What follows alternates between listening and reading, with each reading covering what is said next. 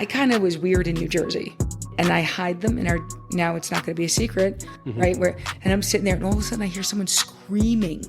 6 dozen bagels can fit in a carry-on, just so you know. I think I had to prove something to myself, that I was capable. Oh no, not everybody's bagels are the same. No. You're great, you're brave. I'm like, no, I think I'm really stupid. You don't really do that. I'm like, oh yes, I do. Then I'm like, taste it. They're like, that's it. So I just came up with this. I'm like, hey, we should move to Utah. What is up, everybody, and welcome back to another episode of the Small Lake City Podcast. I'm your host, Eric Nilsson, and how far would you go to find the perfect bagel? Would you drive out of your way, maybe fly somewhere, maybe stuff an entire carry-on full of bagels, or maybe it'll get to the point where you decide to open your own bagel shop? Now, this wasn't Cheryl's intention to open up her own bagel shop, appropriately named Cheryl's Bagels. Now, Cheryl's a New Jersey native, and you can definitely tell in her personality in the episode. Such a fun person to talk to, such fun banter. You're going to love this one. But yeah, check it out and enjoy. Do you have the what? We, in our family, we call it the ad. Oh, yeah, big ad. People look at me and they're like, I'm like, oh, do you have the ad? And they're like, what's the ad? I'm like, the ADHD. They're like, oh, I don't know if we could say it like that. But... I could say anything I want. Exactly. I have it. Oh, yeah, I'm And worse is I'm medicated. Oh, yeah, if I'm not medicated, like... Well, this is the joke. I'm like, people think I'm too much a lot of the time. I'm like, and this is medicated. Yeah. I'm like... This is me with the silencer. Yes, exactly. My only request is don't make me look like an asshole. Oh, I could never, would never. Okay. Like, I remember there was one person I had on, and the intro was via their son-in-law. And I was like, oh, can I have your dad on the podcast? He's a pretty well-known artist, Howard Lyon, fantasy, and does some church stuff too. But he's like, well, are you going to make him look stupid? I was like, no. He's like, oh, then yeah, he's probably in. Like, that's fine. I'm like, oh, I didn't think about, like, that I would bring people on and be like, all right. Well, you get nervous because every time I get interviewed by somebody like KSL or Fox, I'm always scared because there's an agenda. Oh, yeah. Right? Like we had this huge thing about tipping and then they came back and I'm like, didn't we do the tipping thing already? And then they brought this story in about they picked something up on Reddit and apparently at some coffee shop in downtown here, the employee got mad that the person didn't give him a tip and mouthed off and got fired. Appropriately so. Yeah. And they explained that that's why they were looking at this tipping story again. And I'm like, I don't get it. Yeah. And so she's like, well, the owner said that he'd like to do away with tips, but then he can't afford to pay his employees. And I'm like, are they using the tips to pay their employees? Are they not want to pay them appropriately? And then after I said that, I was like, holy shit, man. What are they gonna? Yeah. And I was like, okay, don't make me look stupid. Yeah. So half the time I don't even look at what people do because I'm so scared to death that they're gonna make me look stupid. Fair. And then there's also the part of like because I'm so used to, I mean, like hearing myself talk, seeing myself talk, posting myself talk, that like I'm very desensitized to it.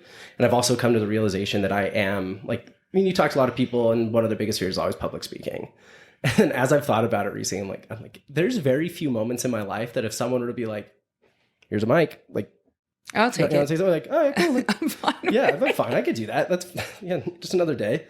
But yeah, it's interesting to see that part of things because, like, again, like if you can't pay your employees unless your customers are paying them, like, yeah. And so I'm a big mouth sometimes and you have to be careful when you own your own business because you literally can kill your business. So I'm like, oh, can I suck that one back in? Yeah. That one was off the record. I think that means something. Yeah. And they didn't post it, which was fine, but it made me, I'm just always weary. It's just who I am. I think it's the Jersey in me that I'm like, you have an agenda. Everybody's got an agenda. Yeah. What do you want from me? Yeah. Why are you talking to me? Pretty much. Yeah. That is. And it's dissipating. I'm getting better at it. But because very few people, honestly, are just like, yeah, I'll do it to help you out. And you're like, what do you mean? Mm-hmm. I mean, I'm like that. Yeah. I'm genuinely like that. I'm more Utah than like the way I feel about my neighbors and want to help people. That's definitely more falls into like the Utah thing. Yeah. I kind of was weird in New Jersey, right? So I like had the mentality here, back there. So I actually fit in more here than I did there. Yeah. And you become crazy. Your parents told you when you were a teenager, they're like, who you hang out with is who you become. And you're like, yeah. It's true. Because when I go back there, I find that like I become aggressive again. And I'm like, okay, this is not good. Yeah. This is so not good. Like somebody honks the horn at me. And I'm like, fuck you. Yeah. And I'm like, oh my God. Well, nobody here honks the horn at me. Right. They honk the horn at me there. I'm like, Jersey brings out the worst in me. Yeah. The only reason I go back is because I have people. But it's like this freeze, fight or flight comes. Oh up God, it's like, awful. Right, here we are. It's horrible. Back in the arena. Not the best version of me anymore. Well, but it's validating to know that if you move to a place and you're like, oh, like this does bring out the best of me because I'm surrounded by people who, aren't as, what's the word I want to use carefully? Just, not high strung, but just like everybody is urgently trying to get to somewhere. Mm-hmm. Why are you taking me from my like normal beaten path to here? It's like, oh, hey, Nate, we're just outside. Yeah, we can talk for like 20 minutes. You can't be rushed. My girlfriend visited and they didn't come to take the check quick enough. And she became impatient. And I said to her, we're not in New Jersey. Go sit in the car. Yeah. Have some patience. She just looked at me. I'm like, we wait here. We're patient people. And she's like, okay, I'll go sit in the car. Yeah, she's like, I don't know how to deal with this. Yeah, she was embarrassed. Yeah. And I'm like, no, we don't rush people here. We're nice. Yeah. So. Yeah, given the two options, I think I know which, like, and obviously I love it here. I love it here. And like part of the reason is the people and like being nice. And there's cultural issues everywhere you go. And here they're a lot more in your face, but I will take them over a lot of the alternatives. So the best way to describe LDS from an outsider's perspective, had this conversation with the bishop of my ward because he lived behind me when we first moved in. LDS is a religion and a lifestyle. Yes. It's both. And it's evident it's both. Catholicism, Judaism, and maybe Judaism is, if you're maybe Orthodox, same difference. Orthodox Jews, it's a religion and a lifestyle. And that's what the shock is. Catholics, we're not like that. It's church and then we just do whatever we want. Yeah. Maybe that's not good either. And I think that's the shocking part to people. They can't separate the two. Yeah. They can't, and that keeps them from fully embracing the community. Yeah. Right? I do not want to change my faith, but I totally want to be involved in my community. Yeah. I am heavily involved in my ward. Like I go to everything. I go to the women's things. I'm interested in the people and that. I'm just not interested in the faith. And I made it very clear. And I think that's why I have such a great community in my neighborhood is because we moved here. We went to some welcome breakfast and they asked my son if he was a priest. He almost died because he was 15 and he's like, priest is the guy in our church who's celibate and, he's like, I'm not a priest. And I turned to him like, no, that's a young man's status in the church. And I'm like, no, we're Catholic. We're not changing our faith, but we definitely want to be part of the community. Mm-hmm. I said it once.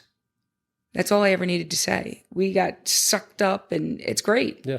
People here are great. If you get out of it what you want from it. That's a good way to put it. That is. You want to be standoffish? You're not going to, no. You want to be part of the community? You will be welcomed with open arms. Totally. Yeah. And that's kind of how I feel like it's happened to me. I'm lucky. Yeah, I like the way that you put that. If there's the belief in the lifestyle, because whenever I'm asked like, "Oh, are you LDS? Are you Mormon?" I'm like, by birth, by belief, no. By birth and culture, like yeah, like there's still parts of me that will always be like LDS by culture, and I have a lot of friends and family that are still very active, so it's always going to be part of my. It will be a part of that lifestyle and community, no matter what. And it's up. When I asked you if you were LDS, what did you say to me? I used to be. Yeah. Not anymore. Yeah. Okay, so you know what Catholics say? Not practicing. Yeah. So it's interesting, right? Because I don't stop being Catholic. Right. Unless you figure out the papers, right? Aren't there? It's actually very formal. Yes, very In formal. Catholic Church, there's no formality. We're just like, whatever. In LDS Church, there's actually a true formality of leaving. Yeah, totally. Right? So for us, our answer is we're not practicing. And people get it. They're like, okay, you were baptized. You probably did a little stuff around that. And now you just don't go to church anymore and probably a decent human being. Yeah. Like, that's what LDS people need to figure out. They need to say things like, not practicing. Well, if they haven't formally left. And I'm glad you like that. Yeah. And I'm like you. I ask people questions because I'm genuinely interested in learning. I'm not interested in chastising or pointing fingers. Yeah. I'm genuinely interested in learning. I will never say why. It's truly not my business why you chose to leave or what you believe or don't believe. The curiosity thing is the language people use, right? When you said, like, for me, you Catholic? I'm Catholic, but I'm not practicing. Yeah. And I'm like, that would be a good thing for the old, because that would let people know you're kind of somewhere in between, right? And it's easy. It's easy. You don't need to be like, yeah, I'm just not practicing right now. Yeah. Okay. Yeah. Moving on. Next bullet point. We could probably do a podcast on a whole bunch of stuff. Sorry, I derailed this on you. No, we are right on rails. Okay. And I'm excited because like we've talked for a while, and it's fun because like there's so many people I message forever, and then I finally get to like sit down with and meet, and usually by then there's been more exposed. Like I've been following them for a while, I've been seeing what they're doing, I've talked to people about it, so it's fun to have. And I was reminded when good old Michael Wolf of like Utah Food Finds posted about it. He was like, and I DM'd him, I'm like, we're recording next week. He's like, it's going to be a fun one. Yeah, we had we did I think a COVID sickness, a reschedule. We tried a couple of times to do this. Yeah, we had COVID. We had, it's been 3 or 4 where I think I ended up having some surgery for one of them. We're healed now. We're here now, most importantly. But I want to hear, and we've talked about it, from New Jersey, not from Utah.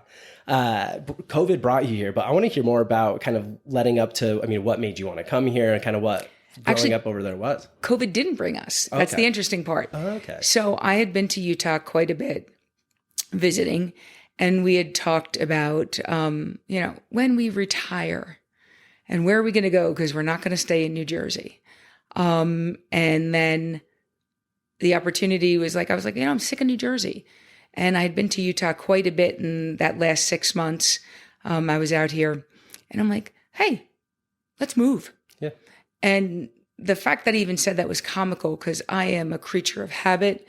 I was going to die in New Jersey. They were going to bury me in my backyard. I was never leaving. When I bought a house, it was the forever house. I was going to die there. So I just came up with this. I'm like, hey, we should move to Utah. It's beautiful. I love it. And I said to my husband, go find a job. If you can find a job, we'll move. And a couple of weeks went by, and I said to him, well, you've been looking? And he says, no. He goes, you do this all the time. Yeah. He's like, you come up with these grand ideas, and then you yank it out from underneath me. No, I'm not looking. And I'm like, go look. I'm serious this time. He's like, okay. He found a job about in a month. We bought a house. We were here in 4 months. Wow. We sold our house. Someone said to me, do you know how many things had to align perfectly to have that happen to you? And I was like, oh, yeah, I guess so. And then we moved to Kaysville. I had quit my job in New Jersey. I was a business executive in higher education. And I'm like, I did my time. We'll come here. I'll get the kids settled. And then I'll look for a job because I don't do nothing well. I always have to do something. We came in August, COVID shut down in March. Perfect. And I'm like, okay, clearly I'm never finding a job. And so we beat the COVID thing. So to COVID here was way better than to COVID in New Jersey, where all my family was, because at least we could go outside and talk to our neighbors. It was horrible there. Yeah. So we were very fortunate as we beat that COVID shutdown, which was nice. Yeah. So you move to Utah, you find yourself in COVID. At what point you're like, you know what? Bagels. That's the solution to all of this. So the funny part is, in that couple of months that we were here before the shutdown, I would fly back and see my mom because my mom was still in New Jersey. And I was like, I'm not even going to look for bagels here because I can get them there. 6 dozen bagels can fit in a carry-on, just so you know. That's amazing. I would line it I'd call the bagel shop. I'd be like, I'm coming in hot. I'm getting on a 9 a.m. flight. Have 6 dozen ready for me. I would line a carry-on with a clean garbage bag, dump them in, and take them on the plane with me. And then we'd freeze them. Yeah. And so we did that a couple of times. And then COVID happened. I was like, oh, we still got bagels. We're good. It's the best food storage strategy exactly. I've ever heard of. And then we ran out. I'm like, oh, okay, we need bagels. So I hit some of the local bagel shops that were still operating at the time, right? Pickup. And I'm like, they're bagel shops. Okay, everybody's bagels are the same. Oh, no, not everybody's bagels are the same. No. And no shade on any of them, but they weren't what I was used to. And now, so we're on Instagram, and I didn't even know anything about Instagram, but when you've got nothing else to do and your kids say, here, go look at this, and everybody's making sourdough. Yeah. Right? They're bringing out the wheat or whatever they had, and they're doing sourdough. And I'm like, I have no interest in sourdough. I like it, but no. Oh, but maybe I can try bagels. So thank God for Amazon. Yeah. We ordered a 50-pound bag of high gluten flour, which cost more to ship than it did for the flour, ironically, and started trolling Google for recipes. And you can't find one that accounts for high altitude. Yes. Because bagels are very temperamental. They are very temperamental. Talk to any, especially like the New York and like New Jersey, like creme de la creme, like it'll be like, yeah, we have to change things in the spring and the fall because humidity comes all in. The time. Like all the time. And here it's worse. Yeah.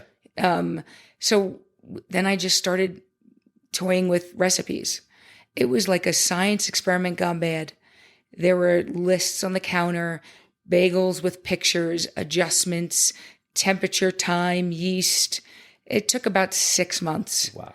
And my kids would be doing what they're doing, and I'd walk in the room and throw a bagel at them. I'm like, taste it. They're like, oh, that was great, Mom. You made a pretzel. Okay, that went well. That went wrong. Yeah, no, that wasn't a pretzel. That was supposed to be a bagel. Yeah. And about 6 months in, I think I nailed it. I'm like, I nailed it. I think I nailed it. Ran around to my kids and my husband. I'm like, taste it. They're like, that's it. And I had a few neighbors who had been to New York. I'm like, do you want to try some bagels?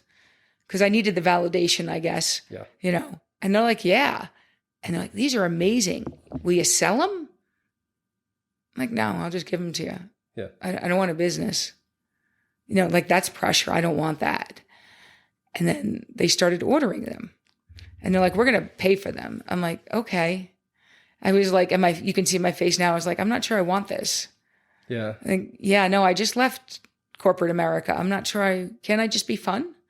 Apparently not. I can't just do anything for fun. And started doing it that way. I threw up a website, a quick and dirty website. And it started first with people just DMing me and keeping track of like, I'd like a dozen bagels. Okay. Make them. They'd pick them up on a shelf outside my door with their name on it. One thing led to another, and it just kept going. And we did that for a couple of years. People would pick them up at my house at Kaysville. It was comical. Yeah. And we did cream cheese containers for them. So they pick up bagels and schmear. And then we hit a point where it was just so much. I was doing 25 dozen bagels out of my house. It was taking me like 10 hours because I was using your regular residential oven. Have like an industrial kitchen in your kitchen. I did eventually get an industrial mixer because I broke my KitchenAid. Rest in peace. Yes. Don't put bagel dough in a KitchenAid. And then it was like, what do? I have to either fold it or do something with it. And I have the tendency to be one of those people who are like, yeah, you can't do that. You sure? I'll show you. Yeah. And I think that's how I went into it. I don't even know, honestly, why. I think it was, I had to prove something to myself that I was capable, if that makes sense. No, totally. And then found a place up in Ogden, signed a lease. They were developing the whole building, ordered equipment well in advance because it was COVID.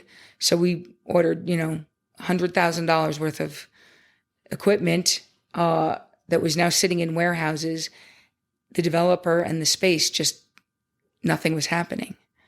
And I was like, I can't do this. I'm sitting on $100,000 worth of equipment.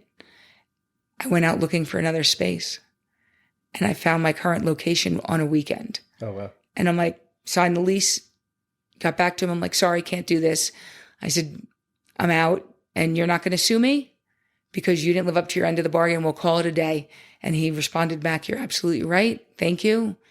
Good luck. And it took me about 4 months from the time I signed the lease until we opened, because it was a former office. Oh, It was an office space. It was not built for food and beverage. I went in because I'm inherently frugal, demoed the entire space myself. Good. And then the contractor came in and just built it up. And in about 4 months, we were open. I still, like, people are like, you're great, you're brave. I'm like, no, I think I'm really stupid. I'm like, They're not mutually exclusive. I think I had no idea what I was getting into. Yeah. And so I say I have an accidental business. This was never my plan. Yeah. It was never on my radar, but I'm thrilled it happened, honestly. Well, and it's so fun to see. I love any project, especially like, I never love a good story where someone's like, first things first, I want to start a business. Like, this is my intention. I want to find something that prints me cash, and then I'm going to find something to do. However, the people that I love, the success stories I have, it's like, hey, there's not a bagel around here that I like. I can't go to New York and get them like I used to. Time to solve my own problem. And then you oversolve your problem to the point where people are like, hey, and by the way, I remember what a good New York bagel's like, or I moved here and I miss it too. And all of a sudden, it's like these like, there's two kinds of problems in the world. There's problems of abundance and there's problems of scarcity. Problems of abundance are usually the better problems to have. And it was similar with, we were talking about Amy Lund, the dough lady before, but like same thing. She's like, I just kept having to buy bigger mixers and more tables and more things. And it got scary at points. But then it's like, even if it is, the feeling of building something that you started building yourself is a very different experience than, climbing corporate ladders, like corporate America in general, or a lot of other things. Cause like, it's you. Like if you don't do something, it doesn't happen. And to see something, especially something as intimate as like spending 6 months on a product that you're fine tuning, like scientifically measuring to the point where, and I don't know why I have this vision of you going into the living room and like throwing like, because it's true. It's a totally accurate vision. Yeah. Literally, I just throw them across because it's a bagel. It's not like it would, and my kids now, they can catch bagels well because we'll just toss them at them. I'm like, here, take one. Yeah. They take a bite, not good, and throw it back. Yeah. Kids can be brutal. They'll tell you the truth. Yeah. If you want honest feedback, go find the youngest person you can and they'll tell you. Absolutely. But I love that you just, grabbed it by the horns, weren't scared to make moves because I was terrified. Terrified. Oh. But you were still moving forward. Yes. Especially with there's a lot of people who would look at the Ogden space issues and be like, well, I don't know. I already signed a contract. I don't know what to do. Or, a lot of people will take whatever the landlord would say of almost scripture and be like, well, he said he can't do this, so I guess I'm kind of stuck. But to be like, I actually found a better place. I'm moving here. Thank you. No, thank you. Try to do something. It's not going to work. And come grab a bagel in a couple months, And it's been so fun to see how, I love seeing things show up in other places. Like every time I see someone be like, oh, just stop by Cheryl's to get a bagel. It's like, yes, yes. And seeing again, that validation from my own community and people I know of something that I stumble across from the podcast. It is interesting. I'm not flashy. I don't advertise, what we're doing now or somebody else doing something on me is it because I'm humble, I guess, is that I don't think I'm anything special. I think I got lucky. I was hungry the other day, so I went through Wendy's. I went through the drive-through, and they're like, pull up to number 1, right? And I'm sitting there, and all of a sudden I hear someone screaming, and they're like, Cheryl, and I'm like, where's it coming from? It's like the car behind me. This kid was yelling out the window, I love your bagels, because I have an Instagram thing on the back of my truck, and I'm like, thank you, and I was like, well, that was kind of weird, So I am my brand, I guess. So it is a little interesting. I don't know what to say when people say I love them. I'm like, oh, thank you. I'm like, am I supposed to say? I'm very uncomfortable with that. When I'm in the store doing stuff, I feel very at home. But when people catch me outside, I'm like, I don't know what to say to them. Yeah. I'm very uncomfortable with the attention. Agree completely. Even though I'm like so out there and bold and brash, I'm still very uncomfortable. When it's because like I'm glad you understand that experience, because same thing happens to me. If someone comes and be like, "Oh, I love the podcast. I love your content. I love it." I'm like, "Thank you." Like I don't think it's anything great, but that's my own. I mean, trauma, anxiety, whatever. It's our imposter syndrome, insecurities. Oh, yeah, I could do a whole podcast. I could too. You call me because we're going to be on that one together. There'll be tears, there'll be laughs, there'll be everything. But it's like it's validating because you're like, oh yeah, like hey, you're welcome. Like I do enjoy this, but then it's also like it's weird to be like, oh, like hi, like especially with my podcast. Like I record with people. I sit there and edit in my house. I post it to all the platforms and YouTube. And it's not like I have this like quick feedback loop. Like no one's coming back the next morning for another dozen bagels. It's right. Like, these bagels were amazing. Let's do this.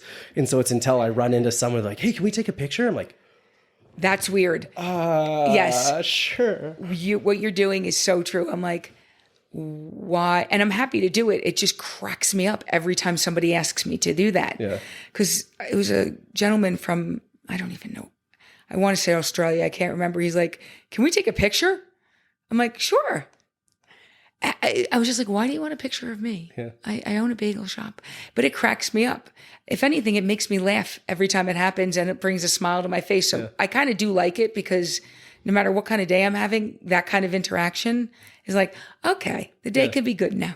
And it's nice when, because most people are known as being he's that person. Mm-hmm. Like my friend's the motorcycle person. He's the golf person. He's the venture capital person. And it's so fun to have people see me or introduce me to people like, oh, he's a podcast guy. I'm like, I'll take that. Like that is something like, I'll do it. And so another thing being like, oh, that's Cheryl, bagel lady. That's exactly what they say. She's the bagel lady. I'm like, is that a moniker I should?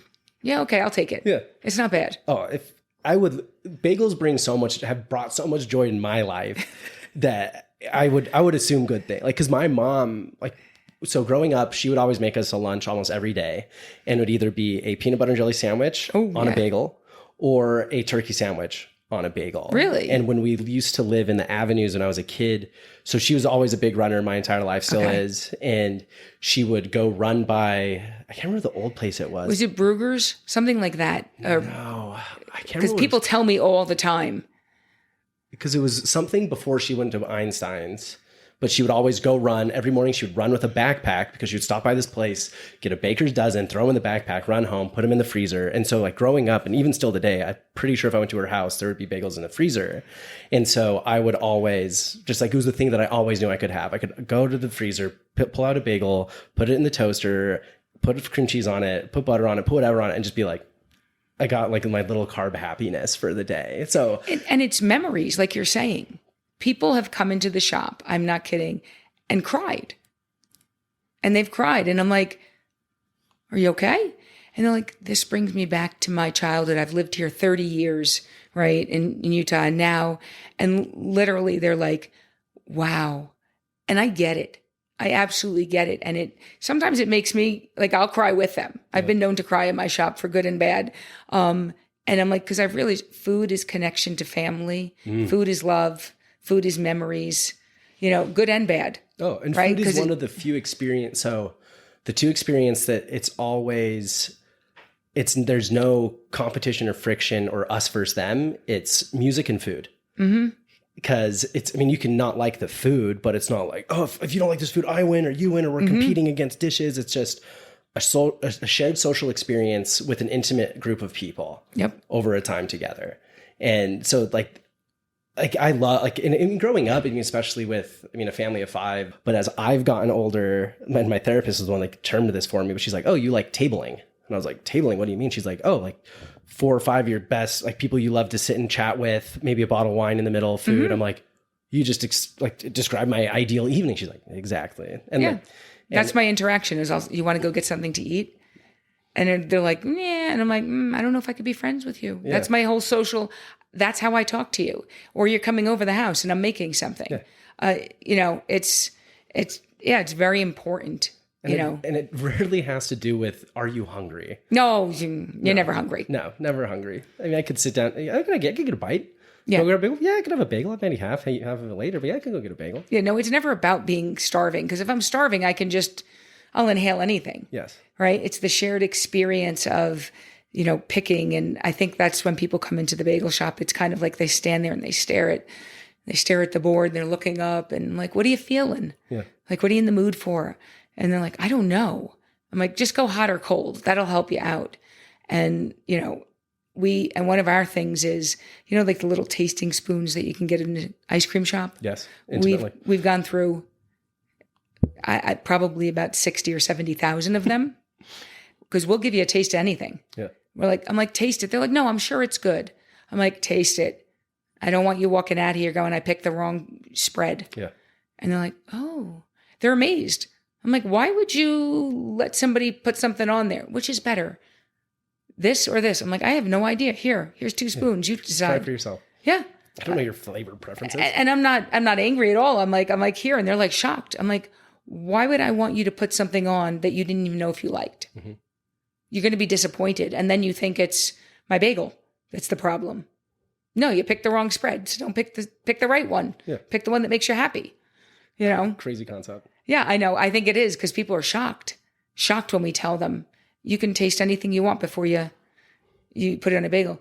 Even if you taste all our flavors, you're not making a meal out of it. So I'm not worried that you're trying to come here and get a free meal because you tasted 7 cream cheeses. Also, if you're at a point where you need a bunch of cream cheese samples for I'll give it to you for free. Just come on over. You come over, you tell me you need, and I'll make sure we take care of you. We'll make it sure it's a real spoon. And yes, exactly. Like, here you go. We'll make sure you're fed. We don't want to torture you. Exactly. So, it's kind of, the experience, that's part of it, right? It's a central point. It's comfortable for people.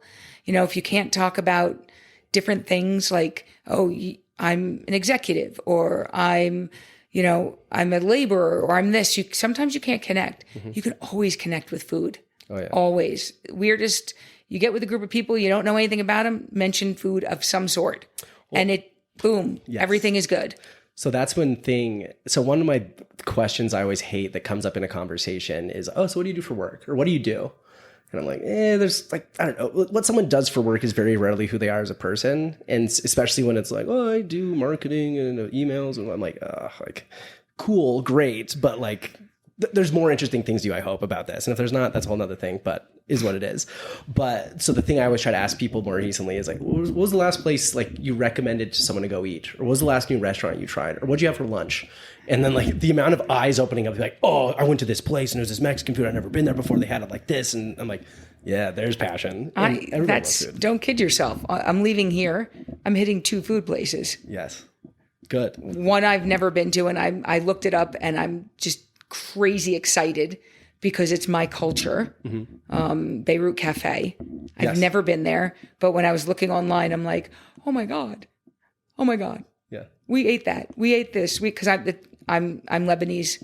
So I'm like, I can't wait. Like, I'm happy to be with you, but my head, I'm thinking, oh, I'm leaving here and I'm going down there and I'm probably going to spend way too much money. But I'm so excited. Like, I get so excited about food. Yeah. Because it's love and it's memories and.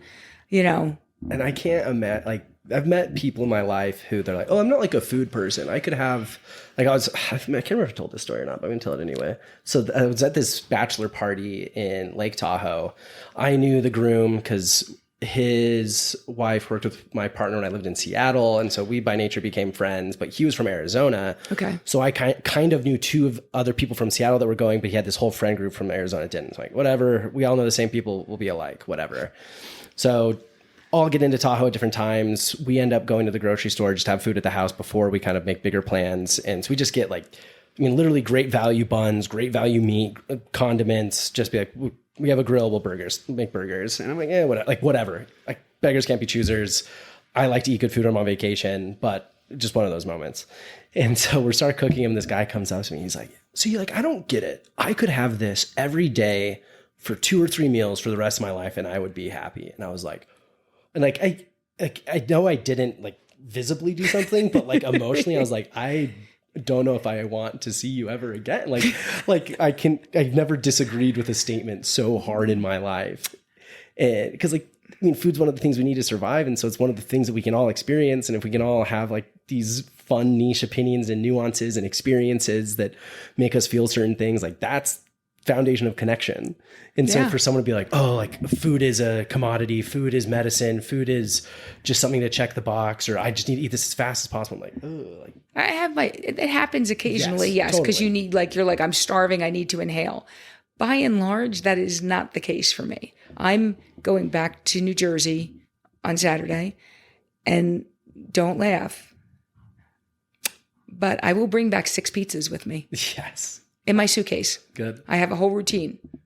The guy I buy, like, from the place that I grew up by, I'm like, hey, he recognizes my name. I'm like, I'd like 6 pizzas. And he doesn't even ask. He's like, you bringing them back with you again? I'm like, mm-hmm. I wrap them in tin foil. I put them in a Ziploc. I pack them in my suitcase. Yeah. And then I freeze them when I get home. And people are like, you don't really do that. I'm like, oh, yes, I do. And I hide them now it's not going to be a secret. I hide them in the deep freezer for my kids because they're like, I know there's more pizza. I'm like, yeah, no, there's no more. It's all gone. Now I'm going to have to find someplace else to hide them. There we go. But like, that's how deep it is, the food thing. Yeah. Yeah. And those are the people I like to be friends with. Because like even this one friend I've made recently, we were talking about Detroit style pizza, and there's like VF313, which is been turning into a chain. There's Brick something. But she's like, oh, there's this place in Park City that it's not even a pizza place, but it's like I don't know if it's like a butcher or something, but they have this Detroit style pizza that if you know, you know, and you go order. I was like, see, this is what I want to know. I don't want to know the secret menu item. Yeah. Like I don't want to know about the next, I don't know, like In-N-Out, they just got built on 21st South. Like, great. Like, I enjoy that, but like, I want more nuance. I want more niche. I want more strong opinions. And the interesting thing, what I'm finding is, like, even with, we were talking about Amy, right? Mm-hmm. Is that when you've got these, I'm going to call them mom and pops, right? There's no pop in, either one, but Amy's running hers, I'm running mine. The interesting part is that we are not the In-N-Outs. We are not the Einsteins. We are not, Cinnabon. Mm-hmm. So how we do our business is different. And so we do end up disappointing people because they don't realize that you could only do so much. Your quantities are limited. Like, we bake once a day, right? So we've pretty much figured out how much to do based on the trend for the last year and a half. But every once in a while, you get blown out of the water by somebody coming in and going, I'd like 6 bagels. And your heart drops and you're like, okay. And then that doesn't leave much because the baking process takes hours, and not hours to actually bake them. We boil in a kettle. Mm-hmm. The kettle alone takes an hour to heat up. The oven takes an hour plus to heat up. So you can't shut everything down and just flip the switch and start making more. Yeah. So we bake once a day. And then you end up disappointing people because they're like, you don't have any more poppy? I'm like, no. But if you came yesterday, I could have given you all the poppy because the poppy didn't go yesterday. And so it's this balancing act of being thrilled you're busy. And it breaks my heart to disappoint people. Like, yes, they're like, well, I'll just go to Einstein. I'm like, okay, Einstein's, that's fine. They have a bagel for you. They have a bagel for you. I'm not competing with Einstein. We're different products. Same subject, but we're just built differently. Mm-hmm. And I'm like, I don't begrudge you that. People are like, you don't have this kind of bagel. I'm like, I know, but this company does. And they look at me like I've lost my mind. You just sent me to another bagel shop. I'm like, I know. We don't make that. They do. You want that. It's good there. It's okay. Go there. And like, those are the things that we do because it's not necessarily about, I need to get the extra $1. I want you to be happy and I want you to be satisfied. And I think that's the pleasure you get as a mom and pop, right? Because In-N-Out or any one of the big chains, which we'd all love to be like an owner of, right? It looks different. It looks different, and it looks different for mom and pops, for your employees too. You're trying to hire people who love that business as much as you do. And that's hard. That's hard. I mean, I'm very fortunate. I have an awesome staff that we've cultivated, and they are as passionate about it and feel deeply about it as I do. When the bagel doesn't look right that day, they're like, oh, what happened to that one? We can't serve that one. Let's let's toss that one in the back, as a last resort. And so that's why I like going to those kind of places and showing them a little grace when it's not perfect. Yeah. Right. And that's why I like the hidden gems, or there's a place that a Jersey guy's opening a sandwich shop inside a bar. I found out about it and I hoofed my way down there the next day because I want to show my love to those people who are putting themselves out there. And you know what? Maybe they'll have great food. He did. And maybe they didn't. But it's an experience. Yeah. Like, to me, that's the most exciting part. Nothing is going to be great all the time. No. But I love talking to people about food. We talk about food in my bagel shop, every food. People like hang over the counter like, where you been lately? And I'm like, well, what are you looking for? Yeah. Like, I'm looking for this. I'm looking for that. Like, I should put a board up that people just can put all their recommendations on. That'd be fun. Yeah, it's neat. It's definitely neat is that there's a lot of communication about food. Because if you feel that passionate about a bagel, which has 5 ingredients in it, you're probably going to feel passionate about the Thai food or the Korean or the Japanese or the Italian. So it's great. Yeah. Yeah. And we got a lot more small business owners to support. And oh, yeah. I mean, it reminds me a lot of Irie Cow from Doki Doki and her being like, someone comes in and they're like, fluffy pancakes. Like, it takes 45 minutes to cook. Like it's not like I just have, oh, just kidding, here's this one that's ready right now, and there's people who will be let down, but they're probably not it's any relationship in the world. If I could look at anybody I loved, look them in the eyes and say, I will never hurt you, I would be lying to them, because unfortunately we hurt people we care about. And that's just part of life. And so as much as we also in the same way want to look at a customer, listener, follower, whatever that might be, and be like, hey, I'm sorry, like, I'm doing my best, but just like any relationship, I'm going to let you down every now and then. But more often than not, I'm going to show up there and do everything that I can. We will. And know my intent. And the most asked question when people, do you have a toaster? They want them toasted. We don't even own a toaster. Yeah. We don't even have a toaster in the place. And I'll be like, they're like, I'd like a plain bagel toasted with butter. I'm like, I can't do that. And they look at me and I'm like, you can have the bagel. You can have the butter. We actually don't own a toaster. We make them fresh every morning, and we want you to taste them that way. Now, huge fan of toasting a bagel. For me, the next day. Yes. The next day, because that's like, I don't want to eat a bagel, honestly, not toasted, that was made yesterday. Even my own bagels, I don't. Like, if I bring them home, I'm like, oh no, we got to toast that. I'm not just eating that out of the bag. That's not, no. Toasted, great. And I always say to people, do you still want it? Some people feel very strongly and they're like, no, I don't. I'm like, okay, not a problem. I'm not offended. I'm not offended at all. Yeah. But like, I'll say, give it a try. And they're like, wow, you're right. I'm like, that's the way you can taste the full bagel, or just pick up a bagel, like, and bite into it like it's a donut. Like, that's how you know you have a good bagel. If you can eat it like that and really like it, it's a good bagel. And that's what I'm selling. I'm not selling the, spend more money. I could do this. I can do that. I want you to walk away going, I never knew that's what a bagel tasted like. Our customers fall into 2 categories. Those who've had them and are revisiting them, and those who've never had a bagel. And they're like, what's an East Coast style bagel? What makes it East Coast style? I'm like, well, they're boiled and they're baked, and it takes like 3 days to make them. And they're like, really? I'm like, uh-huh. Does it taste any different? I'll reach into the bin, I'll pull one out, rip it in half, and I'll hand it to them. And they're like, oh yeah, this is different. I'm like, uh-huh. Like, I'll take 5 dozen. Yeah, exactly, right? But there's a joy there for me. There is such a joy for me. And someone asked me the other day about what did I love my business? And I'm like, sometimes I hate it. I like it a lot.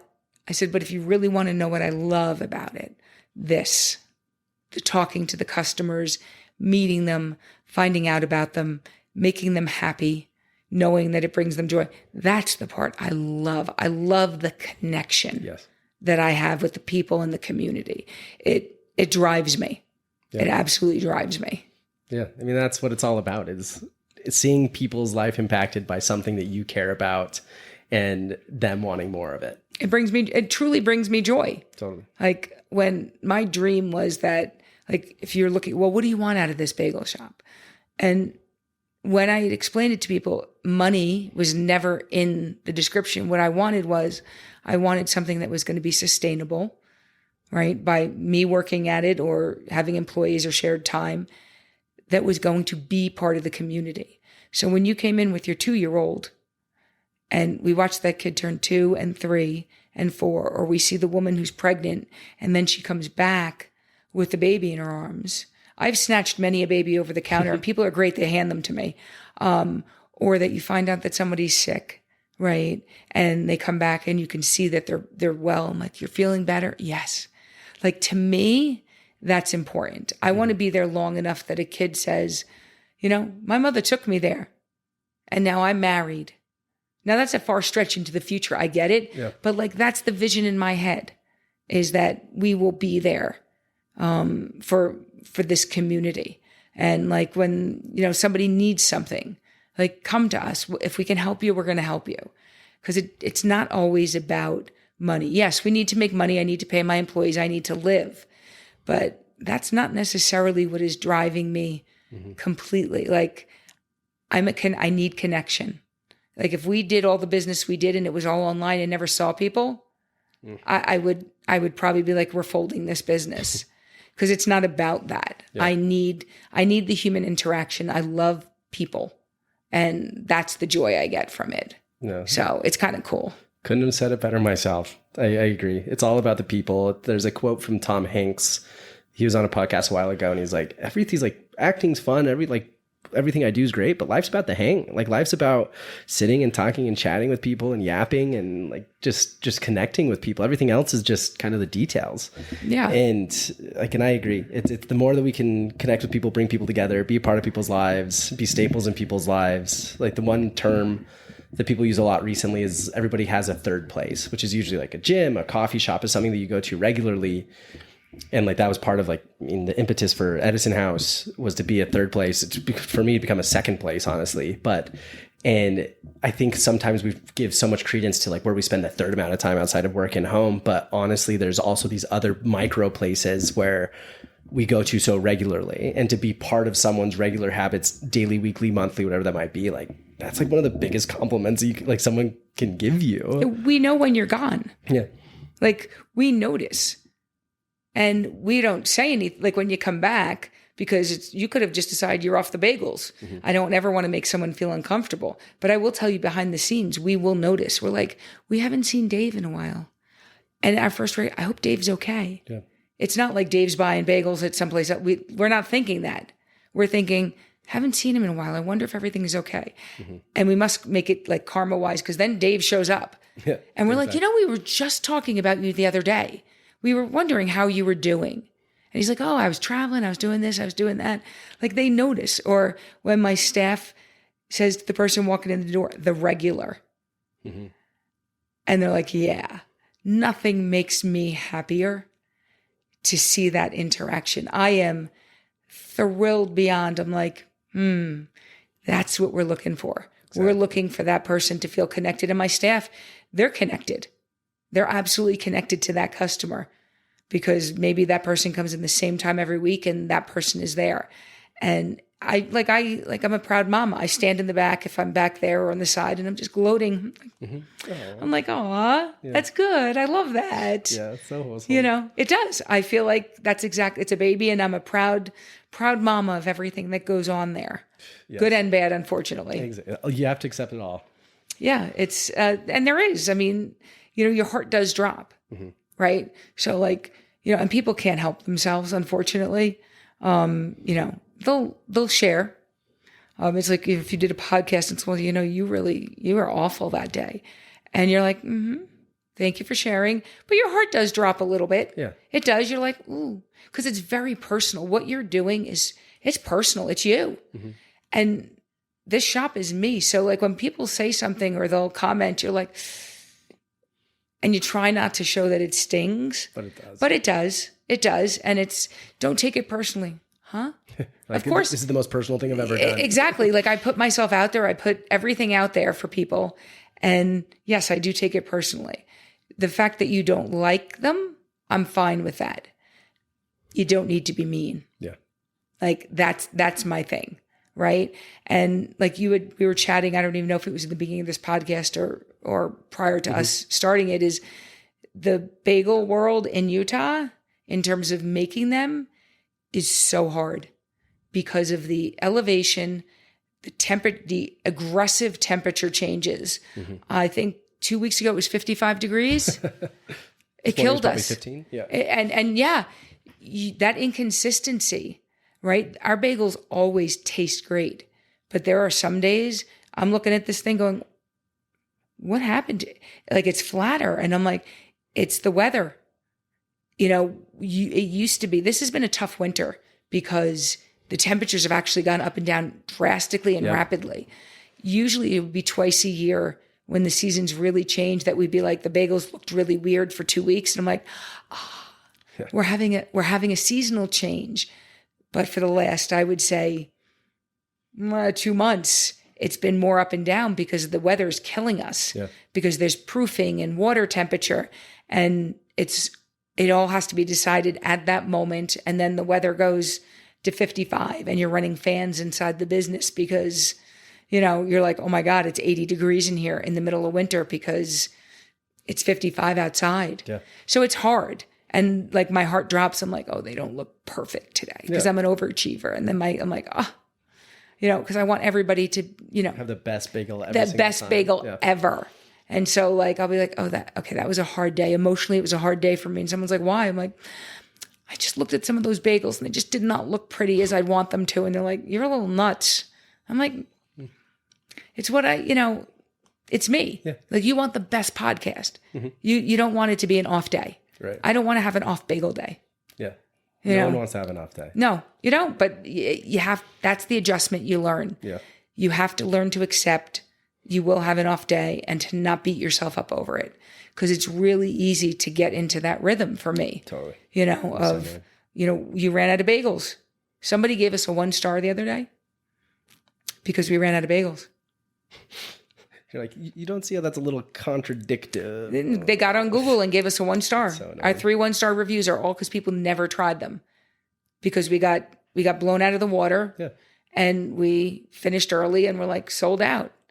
They were angry and you stink because you didn't make enough bagels. You stink because you were sold out. And I'm like, okay. Yeah. Okay.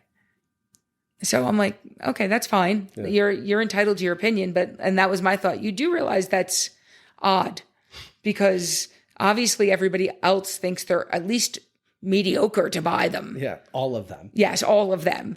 And so, you know, that we could have a podcast about reviews and things like that and like the level of meanness and you know anonymity and why people do it, but you know that's something that took a little bit for me. Yeah. Like every time I get the alert that you have a review, I'm like, I literally take a breath. I'm like, okay, you know. Yeah. And I'm like, and some of them we've gotten 3 stars, and they're valid what they say, and I'm like, oh, you know what? Yeah. We're going to work on that. Good constructive feedback is valuable. Saying you suck, I hate this, and I'll be like, thank you for pointing that out. You know what? We're going to work better at that.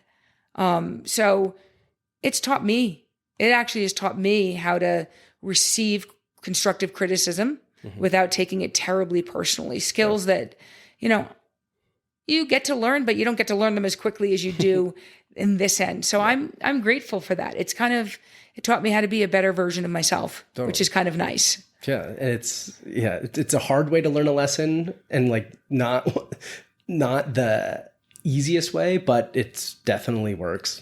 And it's necessary because that's life. Yeah. You're going to get feedback that you don't love. And the question is, are you going to just scoff at the person or are you going to take it in and think about it and go, there's some validity to some of that stuff.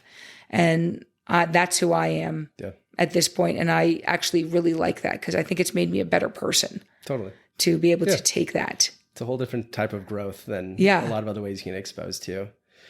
But Cheryl, this has been amazing. I'm so excited to see how everything keeps going. I'm so glad to have you in the community and doing everything that you do. Thank you for moving right before COVID and not getting stuck in Jersey. But want to end with the two questions I always ask everybody at the end of each episode. One, if you could have someone on the Small Lake City podcast and hear about them, their story, what they're up to, who would you want to hear from?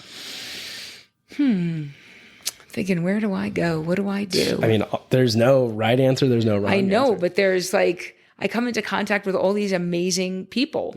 Are we talking food related or just in general? Just in general, if there's anybody you look up to, any mentors you have, any people you've seen, you're like, I don't know, but like I would like to hear their story, or I don't know, what how did they get into this?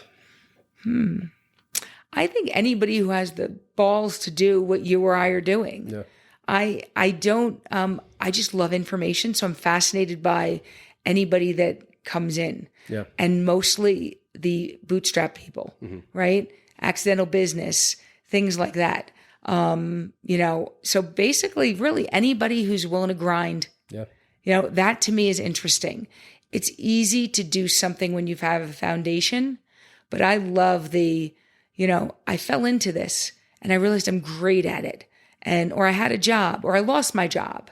I'm all about hustle and grind. I'm most impressed by people like that. Yeah. That to me, that is your person. I want to find out how someone did it. I'm voracious with information.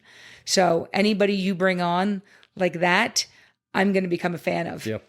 So I didn't really answer the question. No, but it helps. It reaffirms the people that I also like having on. Okay. Like I like people that, rolled up their sleeves, made it happen. It wasn't easy, but they built something cool at the end of the day. Yeah. It makes me feel like I'm connected to them. And like, it's also a model for my kids. I'm like, look, you got to grind sometimes. Plain and simple.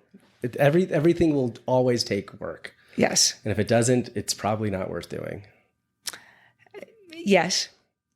Yes, that is true. Well, Cheryl, also, if people want to, find Bagels, find the website, Instagram, where's the best places to look for more information? We're on Instagram and Facebook. It's at Cheryl's Bagels. And our website is cherylsbagels.com. I'm a pretty simple person. Hey, it works. It's consistent. It tells you who you are, what you do. Easy enough. But Cheryl, thank you so much. This has been so great. Thank you for making one of my favorite foods and bringing your favorite way to do it from home to make it even better.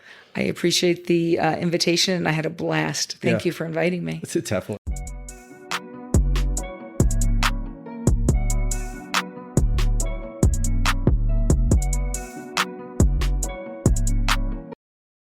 Thank you so much for listening to this week's episode of Small Lake City Podcast. Don't forget to like, follow, review, subscribe, and share this episode with your friends. And we'll catch you next week. We'll see you there.